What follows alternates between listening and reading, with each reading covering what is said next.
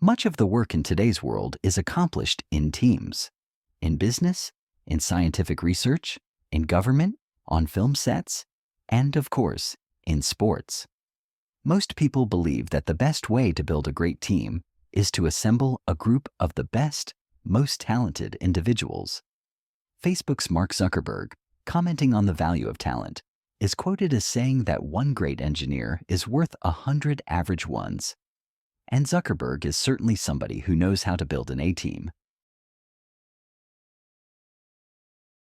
Animal scientist William Muir wondered if he could build such an A-team with chickens.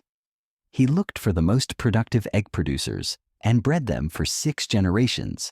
This was his test group. For comparison, he did the same thing with a selection of average egg producers. This was his control group. To his surprise, 6 generations later, he found that the egg production of the test group was lower than that of the control group. He discovered that the super producers in the test group used an enormous amount of energy constantly re-establishing a pecking order, competing for the top spot. As a result, they had little energy left for egg production. Of course, chickens are not a team, but this kind of group interaction and its effect on production piqued the interest of researchers who study teams and teamwork. The owners of sports teams spend millions of dollars to attract top talent. Companies spend millions to hire top business people. They want to know if their money is well spent. A recent series of studies examined the role of talent in the sports world. They focused on 3 different sports: World Cup football, professional basketball, and professional baseball. The results were mixed. For football and basketball, the studies revealed that adding talented players to a team is indeed a good strategy, but only up to a point.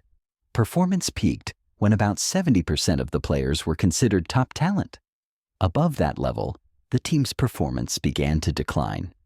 Interestingly, this trend was not evident in baseball, where additional individual talent continued to enhance the team's performance. In looking for an explanation for the different results for different sports, the researchers isolated one important factor: the extent to which a good performance by a team requires its members to coordinate their actions. This task interdependence differentiates baseball from basketball and football. In baseball, the performance of individual players is less dependent on teammates than in football and basketball. The researchers concluded that when, during the course of play, task interdependence is high, team performance will suffer when there is too much talent in the group.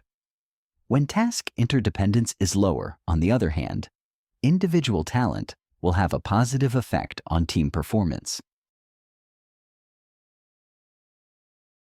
One explanation for this phenomenon is not so far from the pecking order situation among chickens.